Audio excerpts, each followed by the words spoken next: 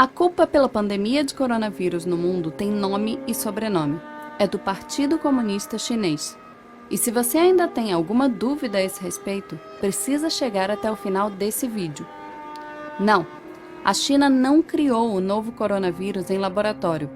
Esqueça as teorias da conspiração. O novo coronavírus é uma tragédia anunciada. E para entender exatamente como isso aconteceu, é preciso primeiro visualizar essa história em ordem cronológica, numa linha do tempo. De acordo com oficiais chineses, o primeiro caso de Covid-19, o nome científico da doença respiratória aguda causada pelo coronavírus da Síndrome Respiratória Aguda Grave 2, aconteceu no dia 17 de novembro de 2019. E o primeiro indivíduo a testar positivo para a doença apresentava sintomas no dia 8 de dezembro de 2019. A falta de condições sanitárias de um mercado de animais silvestres em Wuhan, prática comum num país que não oferece segurança alimentar, foi fundamental para o surto. Só depois do novo coronavírus dar as caras, tardiamente, o próprio governo chinês prometeu acabar com a prática. A contaminação era previsível. Um artigo publicado em 2007 por médicos de Hong Kong já alertava que havia reservatório de coronavírus em morcegos e que o hábito do sul da China de comer mamíferos exóticos era uma bomba relógio. Mas não se engane, essa bomba não se resume à vigilância sanitária. A China é uma ditadura sem liberdade de expressão, de imprensa, política e religiosa, com oposicionistas e ativistas de direitos humanos reiteradamente presos, torturados e condenados a campos de trabalho forçado. Nada disso é opinião, ideologia ou ponto de vista. Foi nesse país, governado pela maior ditadura do planeta, capaz de controlar mais de 1 bilhão e 300 milhões de pessoas, que o novo coronavírus se espalhou. E não dá para dizer que a experiência da China com doenças respiratórias é exemplo para o mundo. Há míseros 18 anos, as informações sobre um outro coronavírus, a SARS, já haviam sido reprimidas pelo governo chinês, condenando centenas de pessoas à morte. Tardiamente, o próprio Partido Comunista admitiu os erros e demitiu o ministro da Saúde e o prefeito de Pequim. Disse que a história serviu como lição. Não serviu. Mas não é difícil entender por que esse cenário acontece. Como a principal preocupação de uma ditadura é com a estabilidade do regime político, com a manutenção do poder de seus principais figurões e não com o bem-estar da população, sem enfrentar grandes resistências, líderes autoritários têm incentivos para negligenciar problemas que afetam sua imagem. Foi exatamente isso que aconteceu na China com o novo coronavírus. No dia 30 de dezembro de 2019, quando a Covid-19 adoeceu 7 pacientes em um hospital de Wuhan e um médico, Li Wenliang, tentou avisar outros médicos do problema, a polícia chinesa o obrigou a assinar uma declaração de que seu aviso constituía, abre aspas, comportamento ilegal. Li Wenliang e outros 7 médicos de Wuhan foram obrigados a assinar um documento admitindo, abre aspas, espalhar mentiras. Foi negligência a céu aberto. Entre o início de dezembro e meados de janeiro, o Partido Comunista Chinês minimizou o surto a um mero problema local, limitado a um pequeno número de clientes de um mercado de Wuhan, restrito a alguns poucos pacientes. Qualquer que fosse a causa da doença, não era nada parecido com SARS. O problema é que tinha tudo a ver com SARS. No dia 26 de dezembro de 2019, um técnico de um laboratório contratado por hospitais de Wuhan disse que sua empresa recebeu amostras de pacientes da cidade e chegou a uma conclusão impressionante. Elas continham um novo coronavírus com uma similaridade de 87% com a SARS. 2 dias antes, uma amostra do novo coronavírus retirada de um paciente foi enviada a um laboratório para o sequenciamento do genoma. Os resultados ficaram prontos no dia 27, mas as autoridades de Hubei, a província onde fica a cidade de Wuhan, ordenaram que ela fosse simplesmente destruída.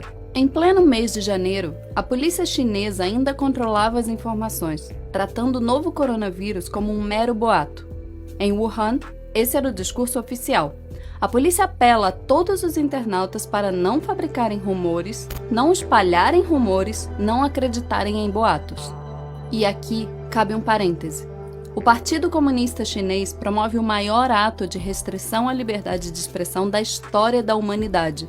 Cerca de 50 mil censuradores participam do processo de controle da internet no país, conhecido como Grande Firewall da China. No país, são oficialmente proibidos serviços como Google, Gmail, Facebook, YouTube, Wikipedia, Reddit, Instagram, Twitter e WhatsApp. Como o governo monitora os aplicativos permitidos, acaba controlando todo o conteúdo online e o tráfego de informações. E a vigilância não permanece restrita à internet. O Partido Comunista Chinês também controla todas as principais redações de jornal do país. Segundo a Reporters Without Borders, em 180 países listados, a China é o 177º em liberdade de imprensa. Não há acesso no país à BBC, New York Times, The Guardian, Wall Street Journal, Reuters, Time ou NBC.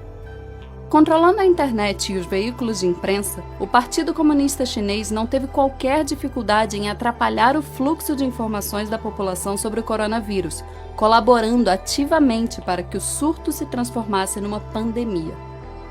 Li Wenliang, um médico whistleblower citado há alguns minutos nesse vídeo, só foi liberado da prisão no dia 3 de janeiro de 2020, depois que assinou um documento assumindo a prática de atos ilegais.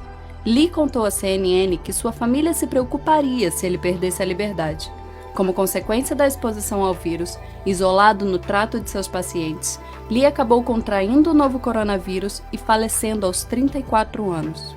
Outro médico, Wang Guangbao, admitiu mais tarde que a especulação sobre um vírus semelhante a SARS era forte nos círculos médicos no início de janeiro desse ano, mas que as detenções dissuadiram muitos, inclusive ele próprio, de falar abertamente a respeito.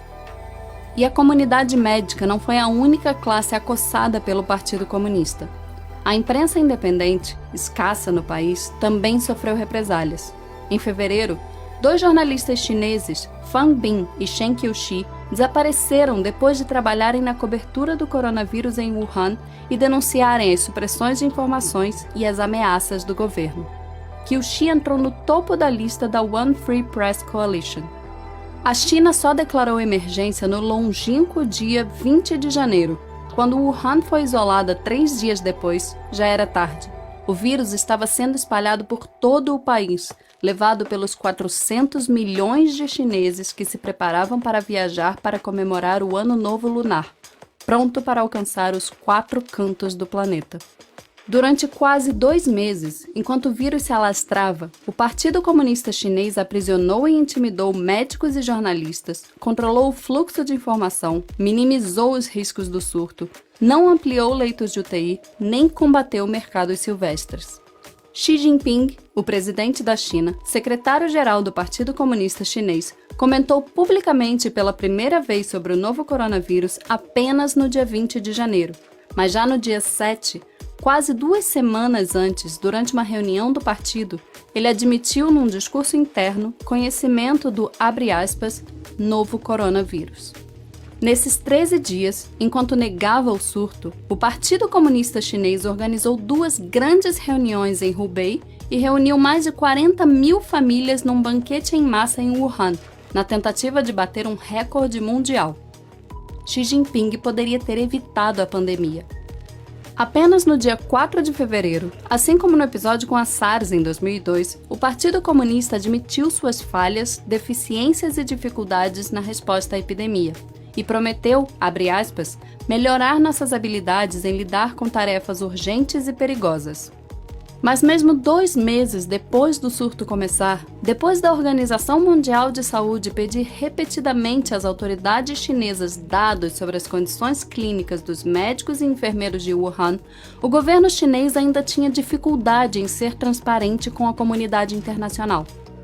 Repetindo as trapalhadas do Politburo soviético no acidente nuclear de Chernobyl em 1986, o Partido Comunista Chinês é indiscutivelmente o grande responsável por negligenciar um surto em tão local, reiteradamente ignorado pelas autoridades, transformando o novo coronavírus numa pandemia global. Reprisando os erros da SARS em 2002, a ditadura chinesa deixou o mundo novamente à mercê de seus caprichos, pagando por suas irresponsabilidades, sem nenhuma garantia de que tenha condições de combater exemplarmente novos surtos nos próximos anos, capazes de dizimar populações inteiras. É exatamente por isso que a culpa pelo novo coronavírus tem nome e sobrenome, e que se há outros líderes políticos negligenciando e sabotando o combate ao surto, é tão importante responsabilizar os principais autores políticos dessa pandemia. Ela nasceu no coração do Partido Comunista Chinês. Inúmeras pessoas inocentes morrerão nas próximas semanas graças à ineficiência de uma ditadura. Outras tantas podem sucumbir nas próximas décadas, repetindo os estragos gerados pela SARS e o novo coronavírus, caso a humanidade continue cruzando os braços com os descasos da maior ditadura do planeta. A história será implacável.